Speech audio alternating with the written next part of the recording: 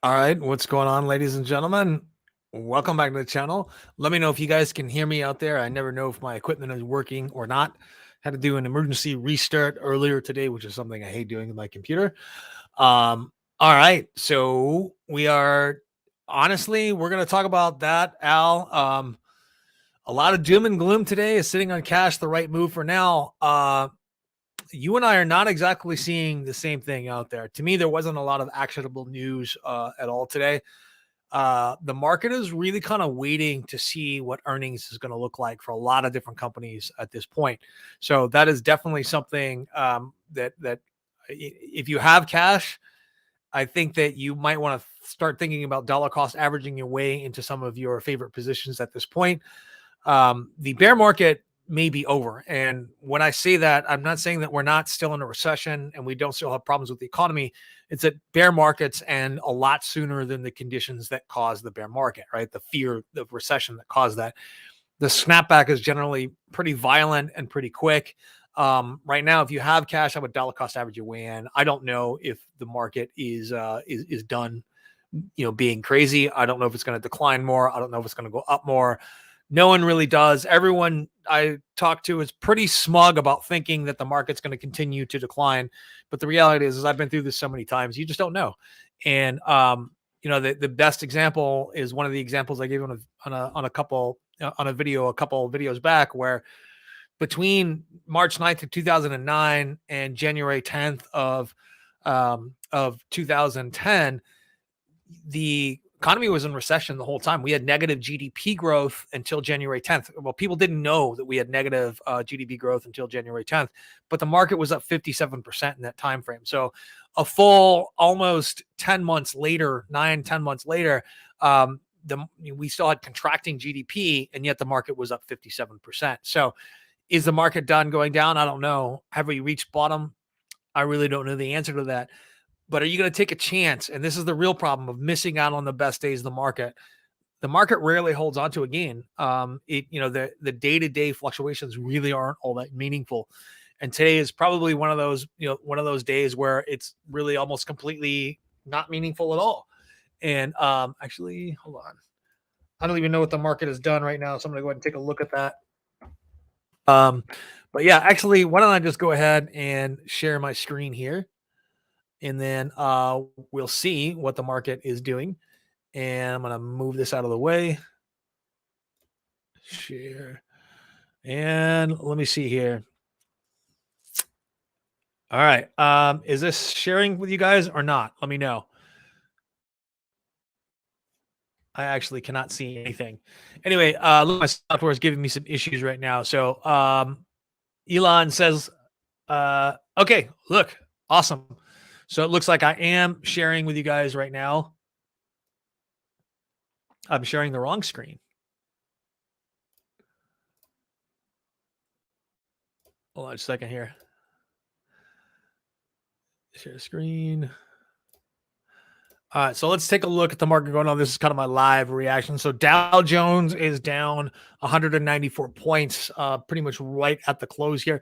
So that is a little bit more than I was expecting today. I put out a poll yesterday, kind of late, because global markets were up, and global markets were up, and I thought that today would be relatively positive. News was pretty positive globally, actually. But yeah, and the Nasdaq was down. Basically flat today, so not a percentage move in either direction. The story remains the same when it comes to sectors. Energy is the only sector that's up besides consumer staples. So it's really just energy is up, consumer staples is up 4.49%, energy is up 58% for the year. Everything else was underwater since the beginning of the year. If you've lost money, don't feel bad. Virtually everyone has left, unless they're super, super heavy into energy.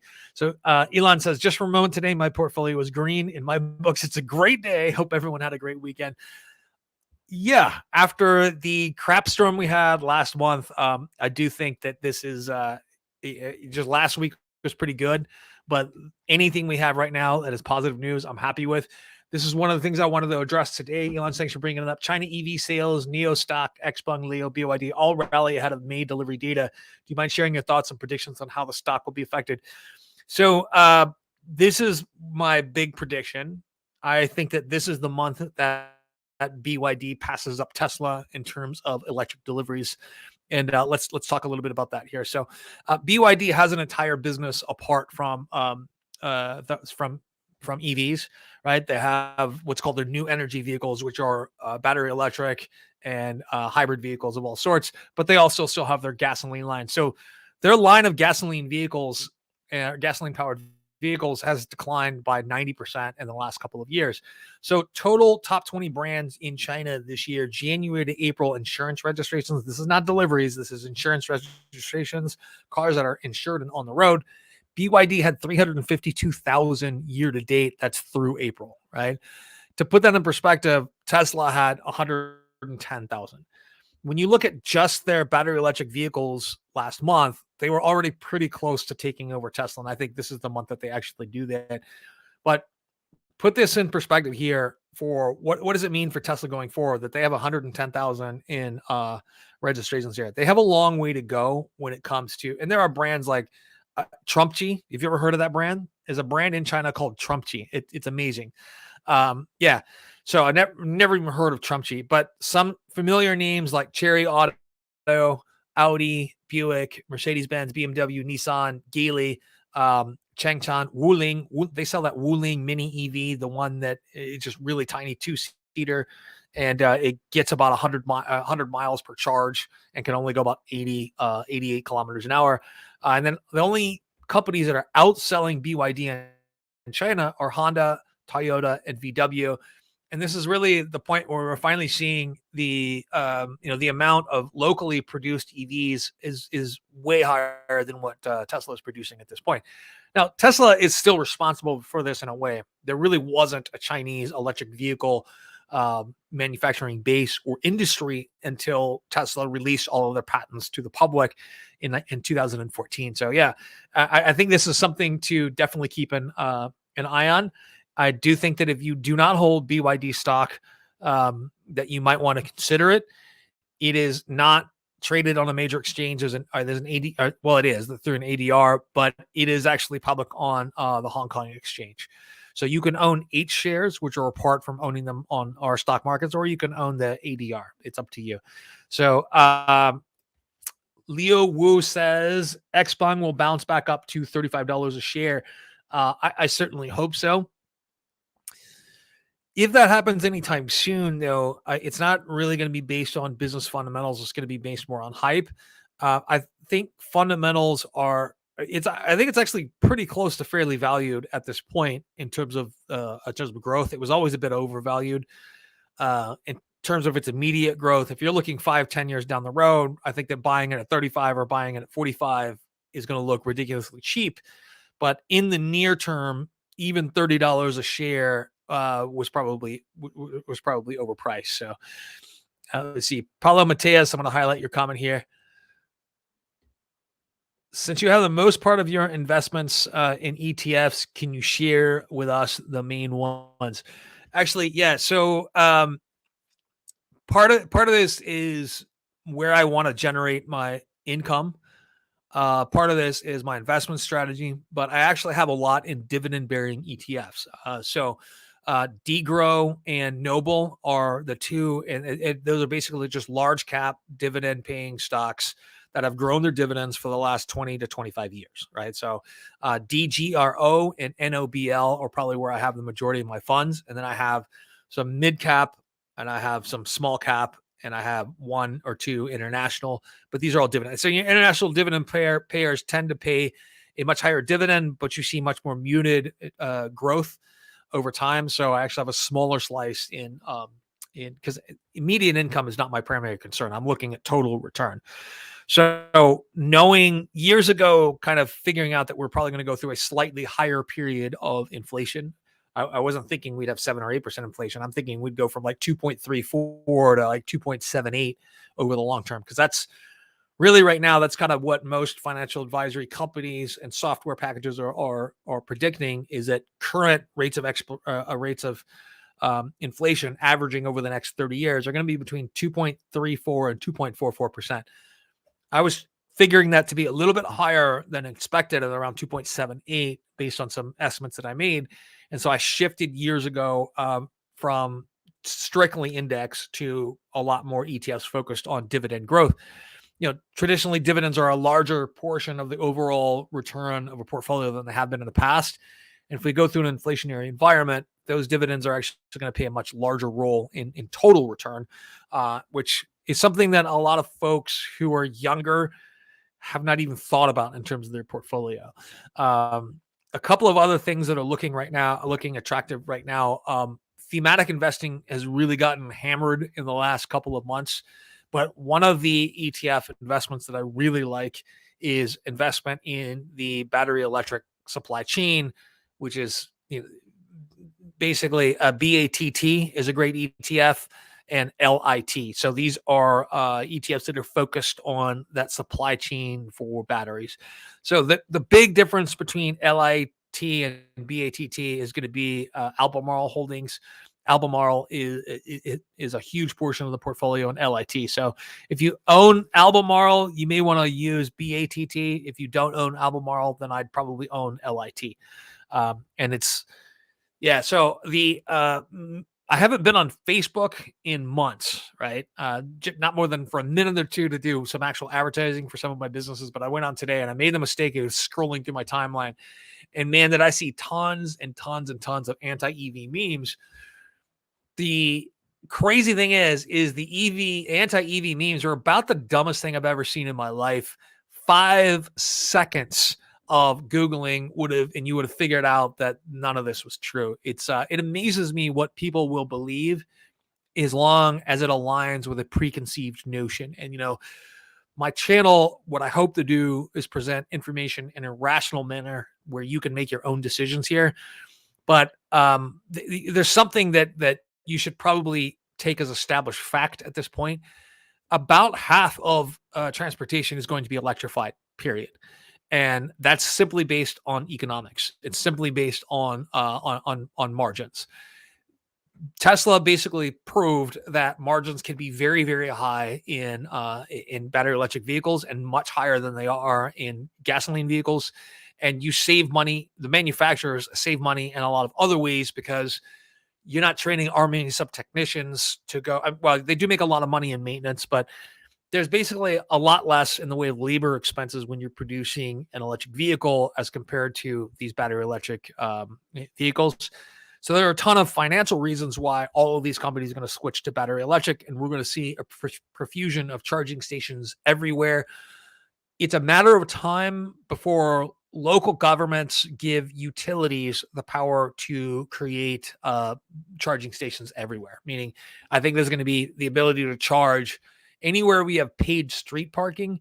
Is going to be metered charging parking here from now on. So people that live in big cities who own vehicles that don't have garages or something, and they park on the streets. If you lived in a place where there's a parking meter, but you parked after 6, you didn't get charged parking until 8 in the morning, you're not going to be able to charge a car there.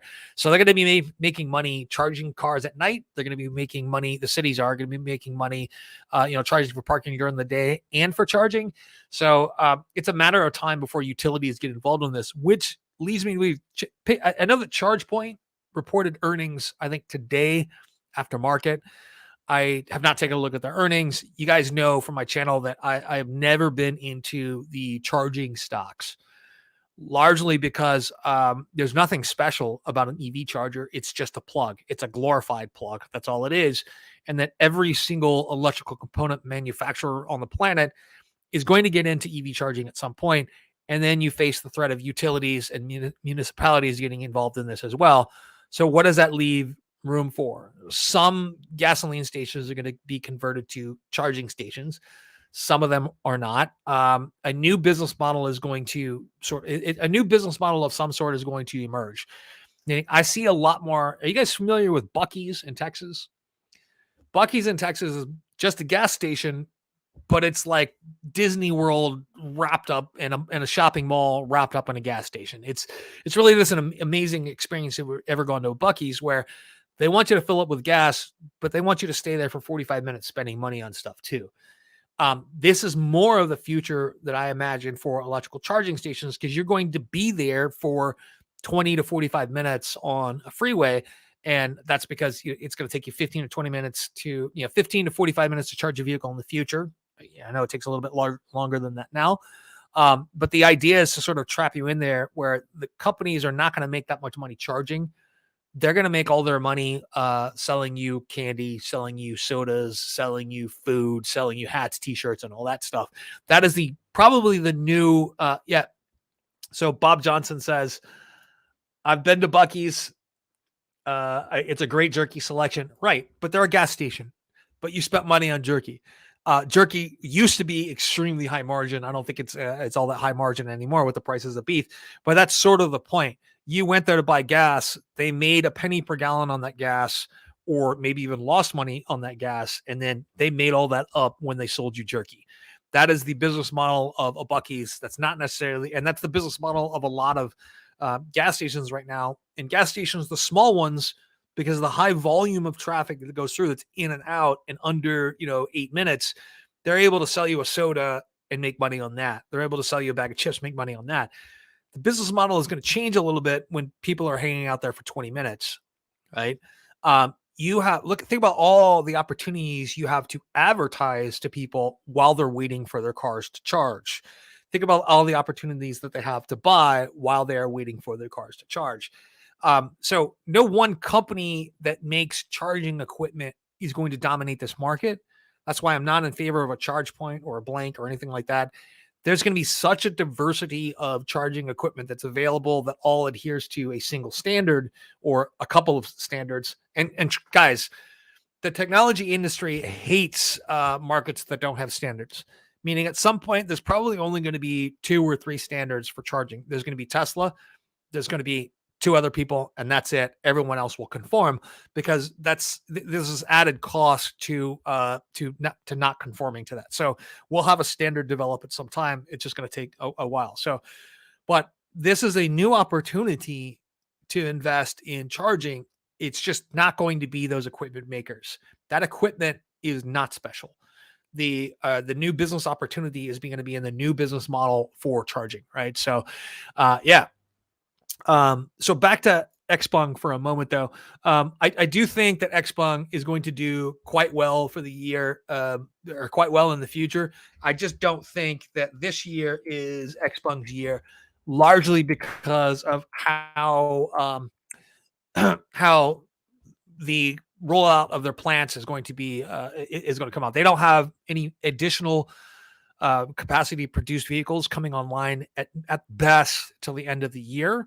And then again, they're going to have another one come out maybe March and April. But beyond that, like, they're not going to have the ability to produce more than 400,000 vehicles per year until April of next year, May of next year.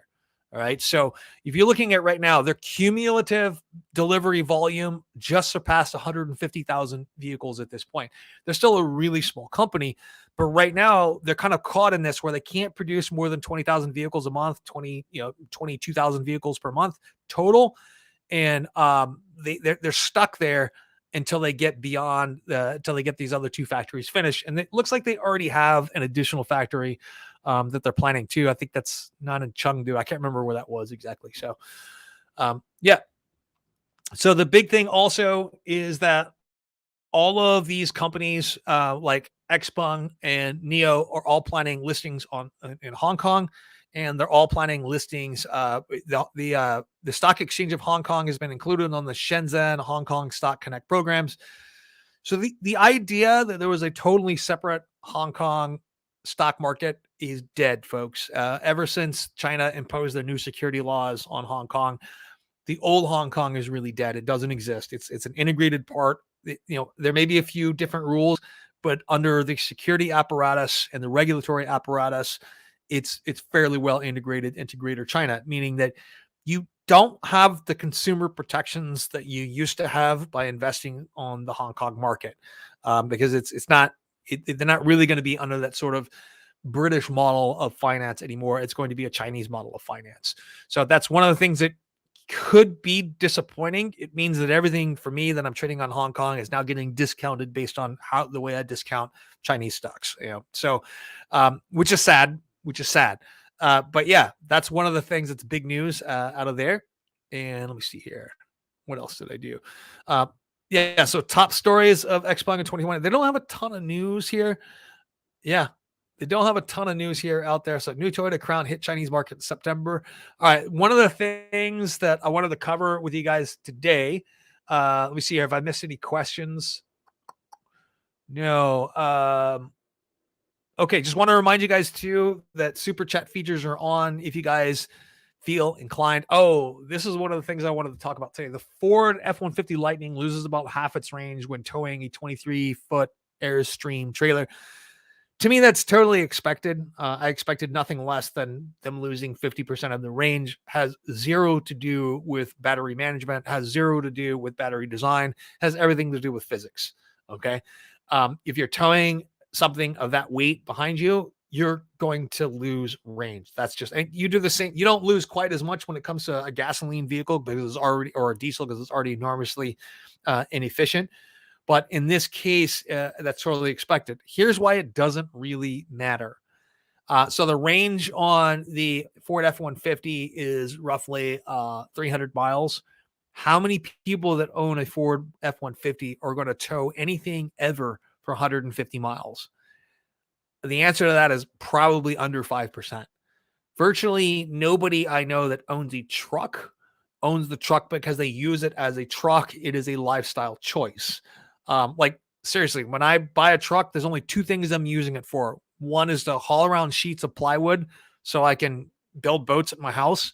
And the other one is to tow the boat down to the boat ramp, which is only 10 miles away.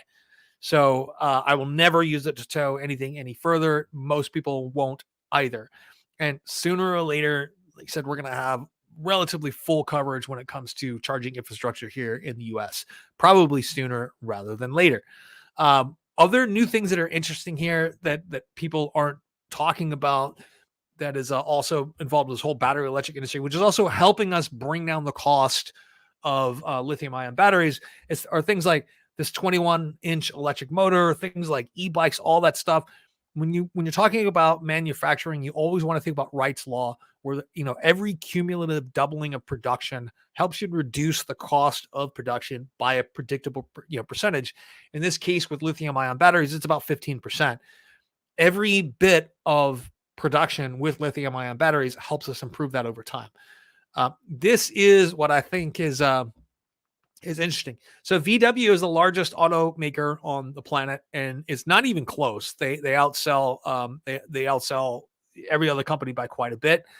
They're bringing back the VW ID Buzz electric minibus. I think is very very interesting. But VW is fully committed to their battery electric turn here. I think it had everything to do with margin and cheaper, particularly cheaper labor expenses for VW because their labor force is very expensive in Europe. So, yeah, afraid of Indiegogo. These famous electric bike companies all got started with crowdfunding. Another thing that I have not taken a look at is this electric bike. Is there anything that sets any one of these guys apart from the other? That's what I'm thinking. I like this idea. I'd probably like to have one at some point. Not that I do a ton of biking now, but I would probably do a lot more if I didn't have to bike up the hill on the way back to my house. I probably would. Just going to be honest here. But yeah, so Rivian had a fire at its factory, and this was at the battery. This is at the battery factory. So why is this not all that important? Okay, so it is important, but it's not all that important. The lithium is simply a reactive substance, just like sodium is, just like potassium is. If they're in their natural elemental form, you don't find them in their natural elemental form. You always find them bonded to something else, and that's what combustion is. It is a natural chemical reaction where they oxidize, right? And these are going to continue to get. You're going to see more and more accidents like this and fires that are started. The issue is how are you going to control these fires going forward? You're not going to be able to stop them completely. They're always going to happen. How do you stop them from going forward?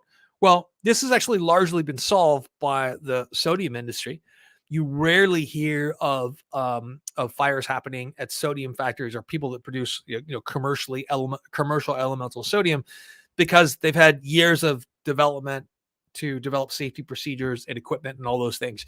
All that's coming with lithium as well. And we're probably not too far away from seeing sodium ion batteries reach commercial viability as well for lower energy density applications like your Apple iWatch or something like that, or your phone batteries or something like that. I think in the very, very near future, we're going to see sodium ion batteries. Maybe even for your cheaper electric vehicles, we'll see sodium ion batteries. And the chemistry is relatively similar enough. So Tesla is considering adopting Apple's AirPlay to improve audio quality. I'm sure someone finds that interesting. I do not. So happy to talk about any subject today regarding the markets, any subject today regarding the economy. Inflation has been something that I've been talking about a lot lately. I don't know if you guys caught one of the last In the Nose with Kathy Wood, where she brought on a guest that she had worked with for many years at another firm. I don't remember her name off the top of my head, but they were actually discussing the possibility of fairly rapid deflation here in the near future. And I have to admit that they made a fairly compelling case. Meaning that if we saw the war in Ukraine wrap up relatively quickly, meaning just in the next 6 months or so, and we see China, it looks like they've targeted middle of June for opening back up from COVID restrictions, opening their economy back up from COVID restrictions. We look to see rapid improvement in supply chain issues, and we're already seeing pretty massive buildup of inventories. Look, Costco didn't report this, but Target did, Walmart did, Best Buy did, Big Lots did. They're all reporting overwhelming inventories where they double and triple ordered things. They're going to have sales to reduce what they have in stock.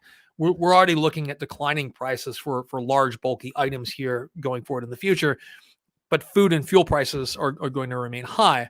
If the war in Ukraine were to end relatively soon, we would see fuel prices decline, probably not to pre-conflict levels and not to pre-COVID levels, but we'd probably see a decline, oil prices decline to the $75, $80 range. There's still going to be the matter of sanctions on Russia even after the war is finished, because that's just the way things are going to work, right? And we're not going to see an immediate return of Russian oil to the market in the West, at least. They're still going to get rid of it in India. They're still going to sell it in other countries. And oil is a global market. I realize that, but it's going to be more expensive for them to get at the market for a number of different reasons. But we could see some pretty rapid deflation. And they brought up a number of points in that 45-minute talk that I hadn't really considered. But there's a few other indications right now that some of this is actually already happening. We're looking at a collapse in used car prices already. So that market was a giant bubble and is starting to decline. We're looking at deterioration right now in real estate because of increased borrowing costs. We aren't seeing a corresponding increase in inventory yet. It remains to be seen if that happens. I fully expect that to happen in a few months, though, for that to start filling in. But when it comes to supply, this is something that economists haven't thought about for a while either. Supply issues used to be inventory issues used to be a large part, and inventory cost used to be a large part of the calculation when you're sort of judging or trying to value a company back 20 years ago. Because sort of like just-in-time ordering and supply chain issues were ironed out over the last 20 years, that became less of a concern, and all of a sudden it's a concern again, right?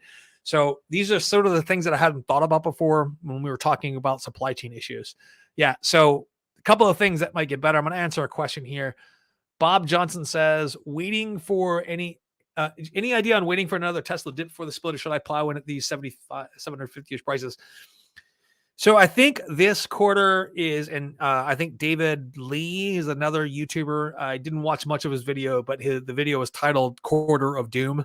I tend to agree with his opening line in there that there's probably going to be an opportunity to get it lower than 750 prices, just because the next quarterly earnings is going to be the Quarter of Doom. There was an entire month where they had no sales whatsoever in China. They only had whatever they exported out of China to Europe. They had a single shift running on a closed loop at that factory, meaning people were sleeping, eating, everything at the factory. So they probably did more than a single shift's worth of production, but they probably did a lot less than 2 shifts worth of production there. So you just can't push people that hard. And they did on a closed loop though. So I think that after the next quarterly earnings, you're going to have a short window where you're going to get an opportunity to get in at under 750. But by the time the vote for the split happens, I fully expect Tesla to be up over $900 a share again, probably closer to 1,000. And so I mean, this is if I didn't have no, I'm not even gonna lie about that. I have enough Tesla. I'm not buying any more Tesla. It's already more than I'm comfortable having in my portfolio. So I'm just not gonna get any more. But if you're looking to get into Tesla, I don't know that the prices are going to decline. It seems like they're probably going to decline because earnings is going to be pretty negative. And unless they have something spectacular to offset that, it's going to be pretty negative. And investors are really short sighted.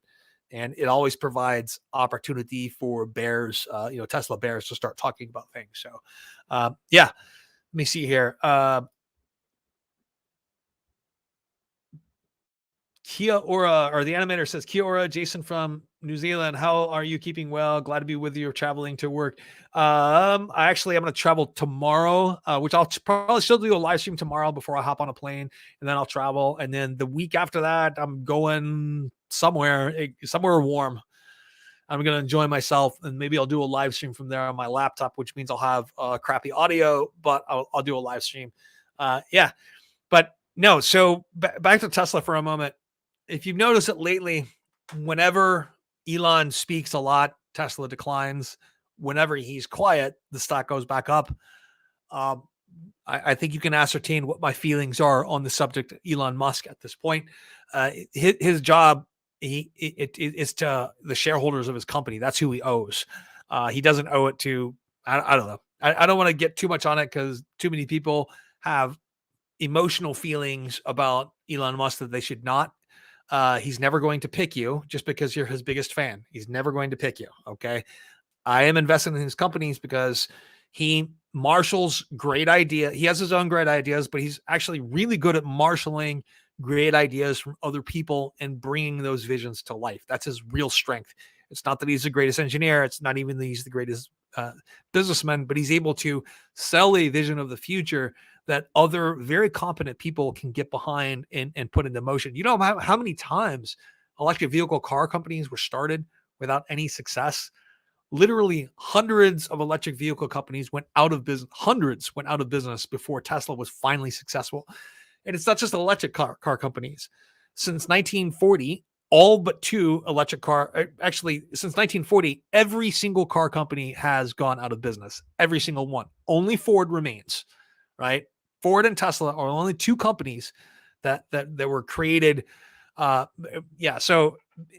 there were 1,600 car companies created between 1900 and 1940. I did a video on this like 2 years ago. And oh, that's cool. Hold on a second. Kia ora means hello and good morning in Maori. That's pretty cool. So I had a sort of so one of my degrees is actually in anthropological archaeology, which is a really long way of saying the archaeology of the last 10,000 years or so. And so there's a huge anthropological component of that. And I got very fascinated with the Maori sort of briefly right before I thought I was going to take a visit to New Zealand. And that actually got canceled. But I studied the Maori Wars quite a bit. And it was one of those things very interesting. I need to have one of these days, I'd love to have a history podcast. I don't know how long that would last, but the Maori Wars are really fascinating because the Maori actually won and then they lost the peace. They won the war and lost the peace, which was really fascinating. So, and then Mouse 07M says, hi, all good to be here. Good vibes to you too, my friend. And Protop Ram says, Elon Musk is a king. Okay. All right. Elon Musk is not a king. He's an oligarch. And I think that's important to remember. We don't want to give people like this in any capacity, whether you agree with them or not, too much power over our thoughts in our lives. It's very important to remain rational and independent. And maybe that's just part of my nature. Anytime someone gets really well liked by a lot of people, I start taking a step back and saying, and really sort of analyzing my feelings about the way, this person works or something. So I think it's very important to be rational about that. Did you guys ever watch the David Lee channel? He's actually not everyone likes him. I certainly do. But he did a video a couple of months ago on creating a holding company called X for like SpaceX, the Boring Company, Tesla, and all that. And I kind of disagreed with the whole supposition on that, but that wasn't the point. The point of that is he's a deep thinker. I don't know the guy. He doesn't know who I am. I'm sure he's never seen my channel, but he actually has a lot of good exploration topics that are going on there. So, Nichelle. This is Nichelle. She's named after Nichelle Nichols, the actress from Star Trek. No lie. One of my students at my Jiu-Jitsu Academy. Thank you for watching my live stream. Yeah, so one of the things that I wanted to kind of let you guys know is I have a number of videos coming out next week. Some more deeply researched stuff. NVIDIA is going to play a large role in those videos coming out next week. And one of the videos is entitled NVIDIA Eats the S&P 500, where I could do 10, 20-minute videos on NVIDIA's capabilities and what they're planning to develop or what is in development or the products are already selling right now that no one's ever heard of. I could do 10 of those videos over the next month, and I still would not be finished covering everything that NVIDIA is doing right now. I believe, based on my analysis, that NVIDIA will be the largest component of the S&P 500 at the end of this decade, meaning that they will have surpassed in terms of market cap. They will have surpassed Tesla. They will have surpassed Microsoft. They will have surpassed Amazon, and they will be the largest component of the S&P 500. That's a pretty bold prediction, and I'm usually pretty timid in my predictions, but that is what I'm predicting for this company. There was no one else that has the breadth of expertise that they do. And it is not about gaming. Gaming is a large component of it, but the gaming is leading to other things, like just understanding all of the industrial applications for Omniverse and all of the medical applications for Omniverse is really, or NVIDIA's Omniverse, which is their version of the metaverse, is very hard to wrap your head around. So next week I have video coming out on NVIDIA. I have a follow-up on the $13 trillion. Yes, you heard that correctly. The possible $13 trillion, opportunity with the metaverse. And that's not my number, by the way. That's from research from Goldman Sachs and from Citibank. And also, what else did I do? I did something later on this week that I have coming out for cryptocurrency. My thoughts as I've gotten deeper into studying blockchain apart from the medium of exchange for each blockchain, which is cryptocurrency, my opinions on the viability of altcoins has shifted radically. And I really should have known better. I have a lot of experience in technology. And there was a really bad article that I read last week. I mean, it was a terrible article, but there was one phrase in it that got me to rethink my entire perspective on the multi-chain future, the multi-ecosystem future of blockchain. And I'm here to tell you, there may not be a multi-chain future like we think. It may be one chain that has 75 to 85% of all transactions, and everything else is hopelessly fractured. And that, I mean, if you think about it, look, when you go out and buy a PC or a laptop, what are your choices? What real choice do you have? 83% of the market is Microsoft. 17% of the market is either Chrome or Apple. That's it. And so 17% of the market is fractured between those two and at least a half a dozen other operating systems that you've never heard of when you go out and buy a laptop. And it's because technology abhors diversification. It really does. It loves standards. And I cover in this video, at the end of this week, I talk a little bit about the history of standards wars, how that's gone and how that's ended up here in the past. And I think it's very important to understand that when it comes to the value of crypto. If you were investing in crypto thinking that this is going to go up because it's an actual investment rather than a speculation and just a game and gambling, I think you may end up being very disappointed. And I really think that Bitcoin will likely possibly survive, but I think the majority of transactions are going to occur on a smart contract enabled network, one that's probably existent today. Yeah, and there's a couple of choices. There could be, of course, something that appears out of the woodwork that none of us ever heard of that disrupts everything, which, hey, that happens a lot. That happens quite a bit, especially when you look at things like e-commerce. Like if you tried to predict in 1999, if you were involved in the internet and try to go out and buy a bunch of e-commerce stocks thinking that this is the way the market's going, people look at everything's going to be delivered, all that stuff, you would be so disappointed in your investments because the only one that would have survived would be Amazon. Now, it would have definitely made up for all the other crap investments you made, but it would be the only one that survived. So if you have a limited pool of cash to invest in crypto, how do you invest in the future of, well, not really crypto, but the invest in the future of decentralized finance and blockchain? How do you do that? I think that's actually a little bit more difficult than people think at this point. So, so check out that video on Friday.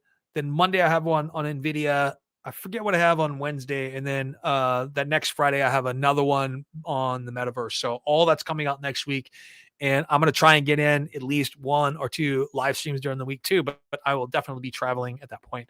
So yeah, so ask away any questions you guys have about the markets today. I'm here to answer anything. I've only got about 20 minutes left before I got to go. But so I hope everyone had a nice holiday weekend as well. Markets were closed yesterday. International markets did quite well across. We're looking at China. Well, today China was up by 3%. South Korea is up 1.2%. South Africa was up 1%. India was up 1%. This is really sort of emerging markets territory. China was really up 3% because they've kind of made it clear that the middle of the month is when they're looking to open back up. So let's see. Trying to find my cursor here with operating with two screens. Michael Will says, how are your Albemarle buys going? So I just own 100 shares of Albemarle. I have not been adding to that position lately. And I bought that a couple of years ago. So of course I'm way in the green here, but lately I've been adding to LIT, which has a huge component of Albemarle in it, largely because I want some. So the concentrated thematic investing can be really bad. You can just, the whole industry can do well and you can miss the mark by trying to concentrate too much in a single stock. And so I'm investing more in LIT because I want a little bit more diversification. I want to be concentrated in that industry, but I want a little bit more diversification. But yeah, 33% in the last month. It got kind of unjustifiably hammered. There's a lot of stocks that were unjustifiably hammered in the last couple of months. And there's a lot of opportunity out there. Look, Upstart, I think, was one of the in the 20s. It got down to the 20s. I ended up buying like 10 shares. I'm almost up to, just by selling options, I'm almost up and using my premiums to buy. I'm almost up to 81 shares. I think I'm 80 shares right now in Upstart. And I've gotten all that through this buying at rock bottom prices. And now I'm up almost 100% on those first 10 shares that I bought, because I think it probably closed at like $50 a share or something like that. But earnings for companies that are coming out right now, earnings aren't looking terrible. Economic activity isn't looking terrible. What's looking terrible is that the economic activity that these companies expected is not happening. What's happening is something very different. So now they have inventories stacking up in things that they thought they were going to sell. And this is what's happening with a lot of different businesses. So I think that really what the market is going to be doing over the next couple of weeks or months is actually going to be a little bit harder to determine than people think. So the animator says, do you see this short rally continuing? I'll be honest with you. It's a hard question to answer, but I'm going to say that the market's going to remain pretty flat throughout the rest of the week. It's going to take some time to digest earnings. A lot of the earnings is going to be interpreted as negative. I think we'll see pretty flat, but a slight decline by the end of the week. And then next week, the market will probably be up again. I don't see this flat market ending for quite some time. I think we're going to bounce around between 3,800 and 4,100. Like I said, fully valued for the top of this market. When you flip the sort of earnings growth component and the growth in price earnings multiples, which normally it's 70% earnings growth, 30% price earnings multiple growth. That's what a normal market does. You hit the top and then you decline. This market was different. It was 70% expansion in that earnings, that price to earnings multiple, and only 30% based on earnings growth. So fairly valuing the market at the top, say in January this year, would have been about 3,600. So yeah, there we go. Hold on. And so will the rally continue? I think that the rally may not continue the way it is. It's probably going to bounce around. Have you been following the long running patent dispute between Netlist versus Google, Samsung, and Omicron? So yes and no. Originally I was kind of interested in it, but it's dragged on for so long that I've completely lost interest in it. We're probably looking at getting close to a judgment of some sort, and then they'll probably just settle out of court. This is the way these things work. A successful ending to a lawsuit is where all parties walk away equally dissatisfied, and that's what happens in the business world, right? You only get the sort of total vindication in like small claims court. You generally don't get it once like insurance companies are involved and corporate lawyers are involved that have like 12 partners and $1 billion in billing per year. You don't get that sort of satisfactory vindication. What you get is you get almost to the point where a decision is made, and then they go into mediation, they come out with an agreement, and everyone walks away unhappy. So how do you think Anthony Noto compares to Elon Musk? So they're not really all that comparable, Shoeless Joe. They really aren't. Anthony Noto is definitely comes from more old school style of management, and in his place in finance, that's what's really needed. Like when he was appointed CEO of SoFi, he not that SoFi didn't have gravitas before, but they really got that when he was appointed to the as CEO, because he is just an absolute veteran in finance. And aside from the technology end is going to be taken care of by technology people. They needed help with the actual integration of the financial world and being taken seriously. And that's kind of what he brought to the table.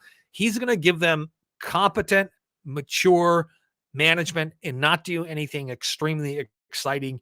And that's all SoFi needs to be enormously successful. They don't have the giant hurdles so there's not a huge difference between going into a bank, having a really frustrating experience and not liking it, and then switching everything over to an app. That's easy. Driving an electric car driving an electric car in 2012 when there's no chargers anywhere, and if you have this range anxiety when you leave your home, that was a big sell, and that required a showman like Elon Musk, someone who's brilliant, who's a thinker, who interviews relatively well, who people are willing to talk to because of the brilliant insights that he has. Even though he's kind of a jerk sometimes, but no, they're not really all that comparable. They have very different styles of management, very different. They provide very different things that the companies need, and their companies have very different needs. So I think Anthony Noto is perfectly placed for SoFi, and I think that Elon Musk is perfectly placed for Tesla. So in the future, I do not think that Elon Musk will be perfectly placed for Tesla. At some point, Tesla becomes an institutionalized producer, and they will no longer have a giant edge over a technological edge over the competition. And that's when I think Elon Musk gets bored and he moves on to something else. When that happens it's sometime in the future, though. So the animator says, one thing I do not understand is how does ETF price go up? It's based on the price of underlying equities. If so, how does the price get calculated? So the ETF is not a mutual fund. So a mutual fund, at the end of the day, there's basically a guy who's in charge of calculating the underlying price of the equities and reporting that, and that gets reflected in what's called the NAV, the net asset value, and that's the price for the next day. An ETF does not do that. An ETF is basically just market price. So and this doesn't happen a lot, but both with NAV, so you can get what's called premium or discount on both NAV of a mutual fund or the market price of an ETF. Market prices of ETFs can sometimes be significantly can have significant deviation from the intrinsic prices of the underlying equities. It is 100% based on a market, though. So and that's one of the things that has some folks worried. So if you can trade an entire diversified portfolio, like you can trade an individual stock, what does that mean for volatility going forward? It could mean some very negative things for volatility going forward. So let me see here. Stephen Kua says, Stephen, let me see. Let's take a look here. Hold on a second.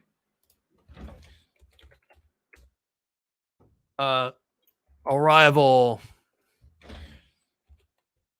right, so Stephen Kua wants us to take a look at Arrival. And we're going to look at price and volume here. Well, I mean, Arrival's a company that just went public recently. They're losing $2 per share. Their beta is 2.61, so they're really 260 times more volatile than the market themselves. But all of these, like Proterra, has been dropped like a rock. EVgo has dropped like a rock. Ride has dropped like a rock. Romeo Power has dropped like a rock. GoEV has dropped like a rock. All these companies have dropped incredibly. As a side note, I've seen 2 vehicles recently driving around here in San Diego. One of the Apteras, and I've also seen a Electromechanica Solo vehicle just driving around the neighborhood surrounding my academy, which surprises me because it's not like the wealthiest neighborhood in San Diego. You figure that's so I'm not I didn't get one of those cars. I'm seeing those cars there. But I'm not sure, but it may have actually been the same person driving. So, and you're looking at other companies similar to Arrival, like Fisker and Workhorse and Canoe and all that. These companies are all down at this point. So I wouldn't read too much into it to price action as to whether price action dictates whether or not this is a great investment. I would really take a look at whether or not this is a great company going forward. And this is what I have concern with. Is it really a great company going forward? I don't really know that. Okay. So I am looking at, when I look at price targets here, what are these price targets based on? How much are they producing now? I don't know that much about this company other than the fact that they have some innovative manufacturing techniques. So, they engage in sort of research and development design of commercial electric vehicles, EV components, robot manufacturing for EVs and all that stuff. And I do know that they have some innovative, smaller smaller manufacturing facility ideas.